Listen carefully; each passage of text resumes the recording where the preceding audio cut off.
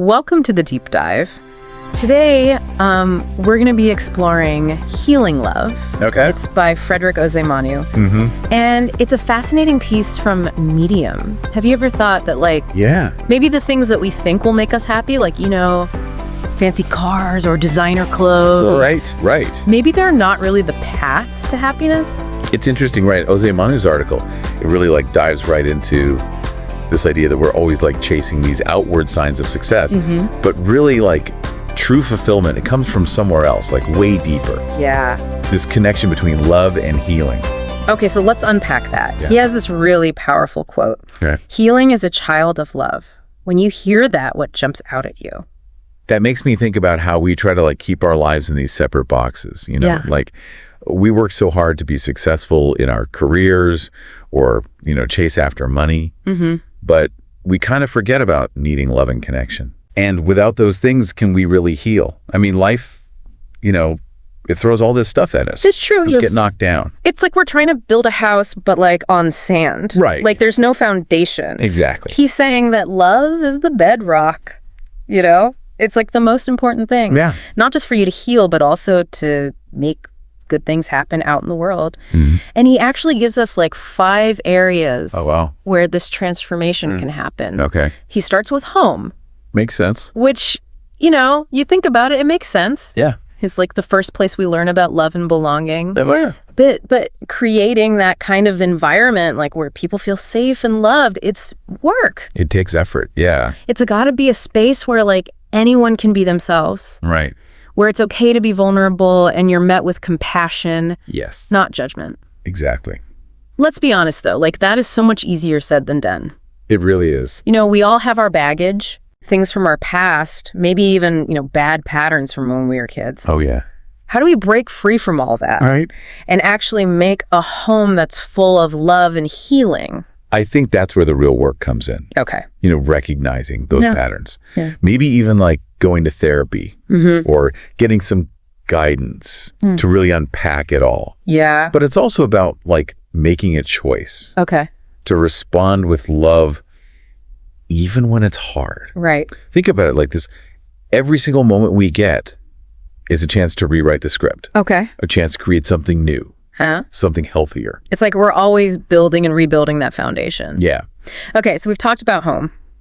Osei-Manu then goes on to school. School. Okay. This one I think is really interesting. Yeah. How do you bring love and healing into a system that can feel so impersonal, Right. even competitive? Yeah. Think about when you were in school. Okay. What made you feel supported? Not just with schoolwork, Right. but emotionally. I had a couple teachers who really they went above and beyond. Yeah. They made it okay to struggle to ask questions. That's huge. They cared about us as people, not just our grades. It makes such a difference. Exactly. Can you imagine a school where that's the norm? Wow. Not the exception. Right. Where empathy and emotional intelligence are just as important as test scores. It's a totally different world. I know. There are actually some really cool teaching methods out there that focus on this. Oh, really? Like restorative justice. No. It's about building a community and dealing with conflict through understanding, I see. not punishment. So instead of just consequences, Right. you're teaching kids how fix things and build good relationships. Yeah, that's powerful stuff. It is. Okay, so from home and school, Osei-Manu then talks about our closest people, Okay. family and friends. Right. These are the people who are supposed to love us no matter what. Yeah, unconditionally. But let's be real. Those relationships can be messy. They can be really complicated. And sometimes the most loving thing we can do Yeah, is to set boundaries. absolutely. And that doesn't mean cutting people off or never talking to them again. Right. It's more about knowing what you need and what your limits are and telling people that in a clear way, Yeah, but also with compassion. makes sense. Sometimes we think that love means always saying yes, Oh, yeah. even if it's draining us or putting us in a bad spot. We feel like we have to. But real love, it also means respecting yourself. It does. Okay, so we've covered home, school, and family and friends. Osei-Manu then goes even wider. Wider. Okay. He talks about the people you meet. Okay, interesting. He's saying even those quick interactions you have Right. can be chances for love and healing. I like that. Think about a time when a stranger did something nice for you. Okay, yeah. And it totally made your day. Maybe they gave you a compliment or held a door open or even just smiled at you. It can be so simple. Those little things might not seem like much. Right. But they can make a big difference. Yeah, like a ripple effect. They remind us that we're not alone and that there are still good people in the world. For sure. But it's not just about receiving kindness. It's about giving it too. Yes. It's about choosing to see the good in everyone we meet, even if it's just for a second. I like that. And then Osei-Manu gets to his last point. Love and healing can change the conditions on your street and block. He's talking about community, right? Community, yeah. Yeah, it's like he's drawing these circles, you know? Okay. Starting with ourselves, then our homes, schools, close relationships, and then finally our neighborhoods and communities. Wow. He's saying that we're all connected and that what we do affects other people. It all ties together. And that's where it gets really interesting. Yeah. How do we actually become those agents of love and healing out in our communities? It's a big question. I know. It's easy to feel overwhelmed by all the problems around us. But Osei-Manu's message is about hope. Okay. He's saying that every little act of love, no matter how small, helps to create a better future. I like that. So what are some actual things we can do? Right. What does it look like to be an agent of love and healing in our communities? That's something I think we should dig into a little bit later. Okay. But for now, let's remember that it all starts with us. It starts with looking at our own beliefs and how we act. Yeah. And asking ourselves, am I helping to create more love and healing? Right. Or am I just adding to the negativity and the division? That's a good question. It is. So you were just talking about, how to be agents of love and healing out in our communities. Right. It's a big question. It is. Where do we even start? It can feel like a lot. But I think what Osei-Manu is saying is that we need to think both locally and personally, Okay. What are the small everyday things we can do to make a difference? Like maybe volunteering. Yeah. Or supporting a local project. Right. Or even just being more present and connected to the people around us. I like that. It's about taking that intentionality from our personal relationships and bringing it to the community. Exactly. But it's also about looking inward, right? Oh, yeah, definitely. Like examining our own biases. For sure.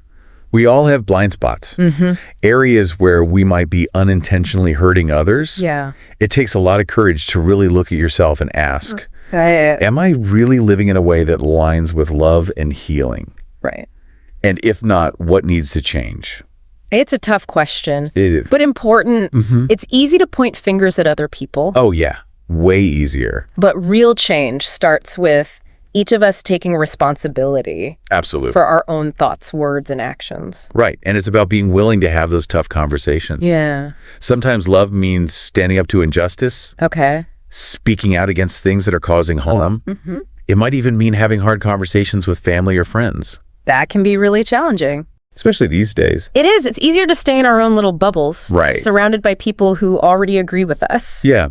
But if we really want to be agents of healing, we have to bridge those divides. Have those conversations with respect and empathy. Even when it's hard. Even when it's really hard. And that brings us back to accountability. Something we talked about earlier. Right. How do we balance compassion with holding people responsible for what they do? Right. Especially the people we care about.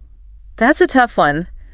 We were talking about setting boundaries, but what about when someone's actions are actually hurting others? Yeah. It feels like a contradiction. It does. How can you hold someone accountable and still show them love and compassion? It's not about punishment or making them feel bad. Okay. It's more about understanding that sometimes the most loving thing you can do is what's called calling someone in.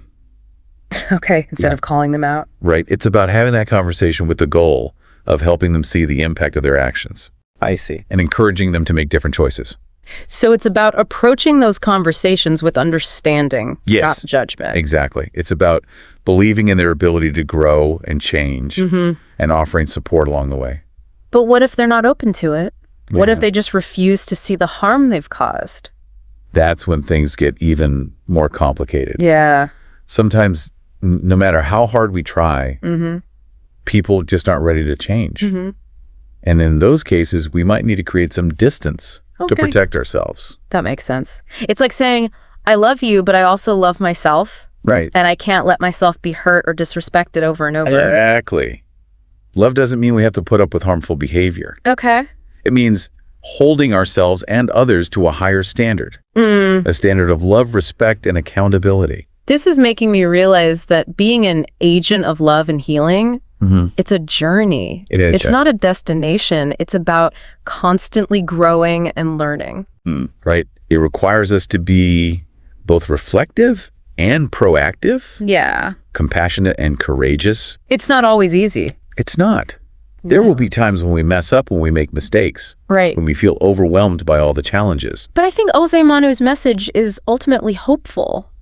I agree. He's reminding us that even when things are dark, there's always a chance for healing, for transformation, Yes. for a brighter future. And that possibility is fueled by love. Not the cheesy kind of love, Right. but the kind that inspires us to take action, Yes. to be better people. For ourselves and for the world. It's a love that embraces everything, the good and the bad. It recognizes that we're all connected, and it calls on us to create a world where everyone can thrive. I love that. This has been a really powerful conversation. It has. So much to think about. No. We're going to take a quick break, but Yeah. when we come back, we'll explore some specific ways to put these ideas into practice. So we've been really diving deep into these big ideas with Frederick Osei-Manu's Healing Love.